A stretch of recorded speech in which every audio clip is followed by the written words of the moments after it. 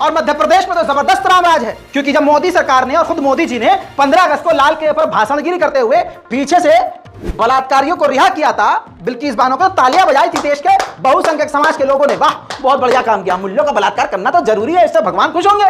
दोस्तों, संघी जानवर चीखते ये हैं कि मुसलमान लड़कियों को हिंदुओं से शादी कर लेनी चाहिए, यहां सुकून मिलता है। मुसलमानों में बाप बेटी का बलात्कार कर देता है, भाई अपनी बहन को गंदे नजर से देखता है। इन तमाम चीज़ों को आप सुन सुनकर थक चुके होंगे, लेकिन आप ये बात आज गांठ मार कर रख लें, दिमाग में सील कर ले बात को, कि जो ये संघी बोलते हैं असल में उनके घर में वही होता है। अरे मुसलमान लड़कियों को जो तुम कह रहे हो कि हिंदुओं से शादी करना, तो मैं तो कह रहा हूँ वो तो छोड़ दो, वो तो बहुत दूर की बात है।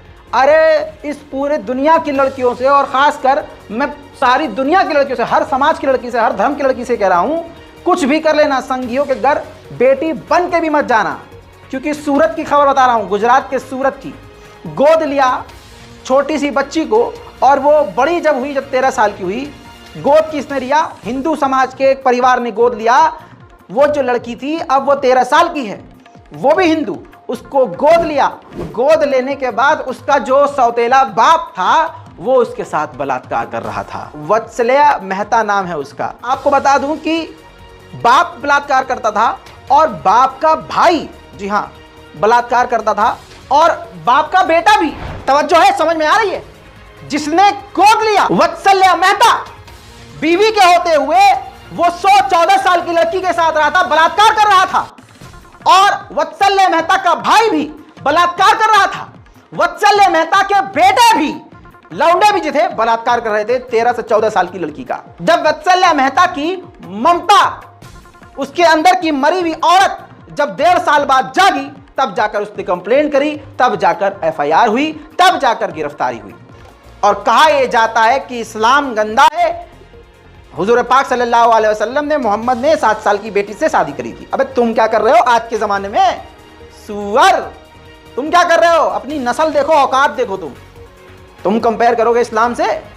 लानत है तुम पर। रामराज चल रहा है भाई साहब, और मध्य प्रदेश में तो जबरदस्त रामराज है, क्योंकि जब मोदी सरकार ने और खुद मोदी जी ने 15 अगस्त को लाल किले पर भाषणगिरी करते हुए पीछे से बलात्कारियों को रिहा किया था, बिल्किस बानो को तालियां बजाई थी देश के बहुसंख्यक समाज के लोगों ने। वाह, बहुत बढ़िया काम किया, मूल्यों का बलात्कार करना तो जरूरी है, इससे भगवान खुश होंगे। यह एक धारणा बना दी गई है कि जब तक मुसलमान पर तुम जुल्म नहीं करोगे, जब तक मुसलमान बेटी और बेटों को परेशान नहीं करोगे, जब तक तुम ईसाइयों को मारोगे नहीं, जब तक दलितों को काटोगे नहीं, तब तक नहीं, तुम हिंदू हो ही नहीं। मध्य प्रदेश में लैंड डिस्प्यूट था, जमीनी विवाद था। गुर्जर समाज के, हिंदू समाज के, बहुसंख्यक समाज के भाई साहब, कई सारे मर्द ने हथियार के साथ दलित परिवार के घर में घुसपैठ करी, बाप को मारा, मां को मारा, कजिन को मारा, और 26 साल की लड़की का बलात्कार किया 5 नामर्दों ने मिलकर बंदूक की नोक पर। यह तुम्हारी जात है। अब सुनिए दोस्तों, यह खबर आपके सामने मैं रख रहा हूं, वरना जितने गोदी मीडिया के सुअर हैं, ये सब के सब मुंह में भारतीय जनता पार्टी का कीचड़ जमाए बैठे हैं। इनकी औकात नहीं है, क्योंकि भारतीय जनता पार्टी और हिंदू संगठन ने इन कुत्तों की पूंछ पर पैर रखा हुआ है। जैसे ही ये कोई हक बात बोलेंगे वो रगड़ देंगे पकड़ के। इसलिए गोदी मीडिया का कोई भी एंकर, चाहे महिला हो पुरुष हो, वो पत्रकार, उनकी औकात नहीं है कि ये दिखा सके। अब वो लड़की दलित समाज की जिसके साथ गैंगरेप हुआ, सुनिए उसकी बात और कहिए रामराज जिंदाबाद। किन लोगों ने कब्जा किया हुआ? अरविंद गुर्जर और उसके परिवार वालों ने। कब का मामला है, कब विवाद हुआ? सर ये ना 2 महीने पहले का मामला है। 2-3 महीने पहले का।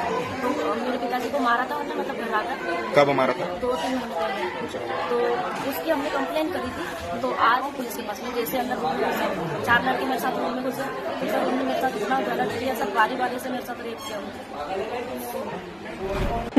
खैर, मामला दर्ज है, IPC के तहत मामला दर्ज है, और अब दलित परिवार पर प्रेशर बनाया जा रहा है कि कॉम्प्रोमाइज कर लिया जाए। खैर दोस्तों, मुझे तो रामराज दिखाना था आपको। रामराज की झांकियां मैं आपको इसी तरह से दिखाता रहूंगा। उधर द केरला स्टोरी इस देश की सबसे बड़ी प्रोपेगेंडा फिल्म साबित हो चुकी है। अब 32,000 की बात करने वाले तुरंत 32,000 तो 3 पर आ गए। लेकिन NCRB की रिपोर्ट जो सरकारी है, इसी भारत सरकार की ही रिपोर्ट है, उस रिपोर्ट के मुताबिक 32,000 नहीं, 33,000, 34,000, 35,000 नहीं, 40,000 लड़कियां मोदी जी के प्रदेश गुजरात से गायब हो चुकी हैं सिर्फ 5 साल में। सोचिए, पिछले 5 साल में जब से मोदी सरकार है तब से अब तक की 40,000 बेटियां कहां गई? भारतीय मिनिस्ट्री को, होम मिनिस्ट्री को, अमित शाह को, मोदी जी को कोई खबर नहीं है। और 32,000 फर्जी आंकड़ा बताकर, उनका कन्वर्सेशन बताकर पूरे हवा हवा में फिल्म बना दी जाती है। और वो फिल्म इसलिए पसंद की जा रही है क्योंकि उसमें मुसलमान को आतंकवादी और इस्लाम को गलत दिखाया गया है। और यहां उनके ही बाप की सरकार, उन्हीं के बाप के स्टेट में उन्हीं की 40,000 बहन बेटियां गायब हुई हैं पिछले 5 साल में। इसमें हलक में गधे का कुछ फंस गया है, लग रहा है, बोला नहीं जा रहा। हलक में कुछ फंस गया तो बाहर निकाल लो, खखार लो। क्योंकि मुसलमानों को निशाना बनाया जाता है। कभी सूटकेस की बात की जाती है कि सूटकेस में जाओगी अगर मुसलमान से प्यार करोगी, हिंदू समाज में शादी करो, मुसलमान लड़कियों को हिंदुओं में आना चाहिए। ये सब एक खास सुअरों का झुंड लगातार बोल रहा है। लेकिन इन सुअरों के झुंड में ऐसी तस्वीरें और ऐसी बातें हैं कि आप घिनिया जाएंगे। मेरे दोस्तों, लखनऊ में बुआ के घर रहने वाली 25 से 26 साल की लड़की का उसके ही जीजा ने 7 साल तक इतनी बार बलात्कार किया कि वो 3 बार प्रेग्नेंट हुई। और बुआ ने पूरा साथ दिया। जब पहली बार बलात्कार हुआ तो बुआ से जब शिकायत करी उस लड़की ने कि जीजा ने मेरे साथ ऐसा ऐसा किया है, तो बुआ ने कहा कि जीजा साली में ये चलता है। माशाल्लाह माशाल्लाह, बहुत बढ़िया भाई, जीजा साली में चलता है। भाई हम तो सोचे सिर्फ मजाक चलता है, लेकिन भाई ये हिंदू समाज में ये सब चलता है, हमें पता नहीं था। चलो भाई, सनातन अच्छी बात है, ठीक है। ये देखिए, दैनिक भास्कर की रिपोर्ट है, मैं अपने मन से एक भी बात नहीं बोल रहा हूँ।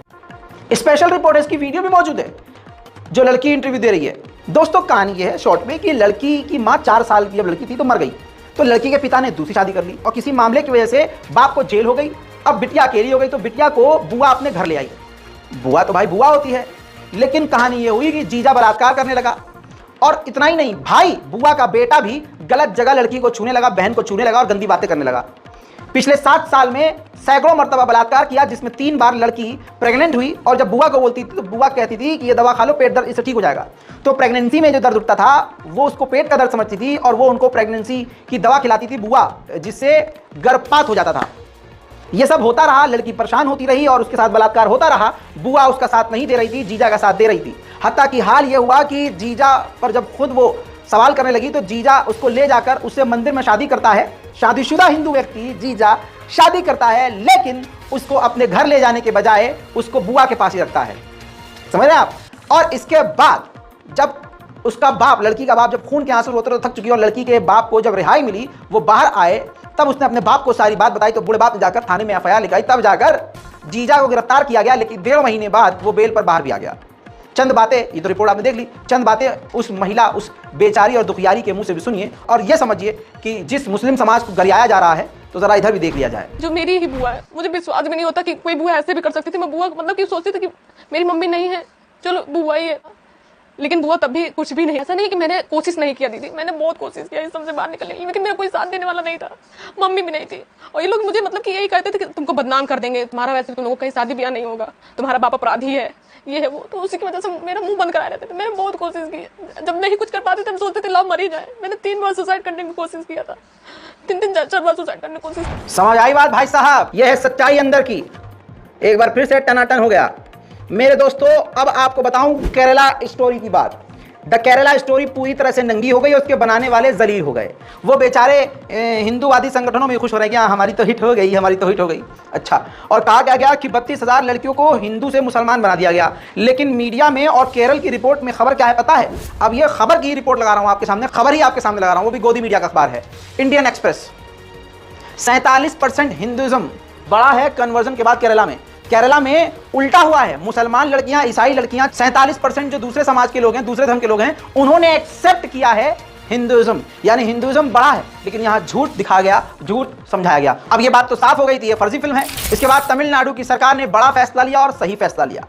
The Kerala story film Tamil Nadu में नहीं दिखाई जाएगी। कानून व्यवस्था को दिखाते हुए मल्टीप्लेक्स संगठनों ने फैसला ले लिया। केरल में भी रोक लग चुकी है। जी हाँ, केरल में भी रोक लगी है और बताया जा रहा है कि तमिलनाडु में भी बैन कर दी गई है फिल्म। मध्य प्रदेश सरकार ने, जहां भारतीय जनता पार्टी की नफरतिया झुंड है, वहां इसको टैक्स फ्री किया गया है। लेकिन आप देखिए, और मेरी अपील गल्फ देशों से है कि आप इस प्रोपेगेंडा फिल्म को पूरी तरह से बैन कीजिए और इसके अंदर काम करने वाले कलाकारों के खिलाफ आप जो है नोटिस जारी कर दीजिए कि ये किसी भी अरब देश, किसी भी मुस्लिम देश एंटर ही ना कर सकें। और आपके देश में रहकर इस प्रोपेगेंडा वाली फिल्म को अगर कोई शेयर और प्रमोट कर रहा हो तो उसको सीधा वहां से बैकपैक करके यहां वापस भेजिए, यहां गोबर खाए, मूत पिए और रैलियों में मोदी जी के जाकर शामिल हो। दोस्तों, बहुत सारी खबरें आपके सामने रख चुका हूं और ये आप नेशनल प्राइम टाइम देख रहे थे। इसके अंदर चुन चुन कर वही खबर आपको बताई जाती है जो खबर आपको दिखाई नहीं जाती। दोस्तों, आपको कई बार बता चुका हूं कि हमारे नेशनल प्राइम टाइम को कई तरह से गायब कर दिया जाता है, उड़ा दिया जाता है, डिलीट कर दिया जाता है और इसका हमें कोई रेवेन्यू नहीं मिलता है। इस वजह से हमारी टीम को समर्थन देने के लिए, सपोर्ट करने के लिए आप इस UPI का इस्तेमाल कर सकते हैं और अपनी दुआओं में हमें याद जरूर रखिए।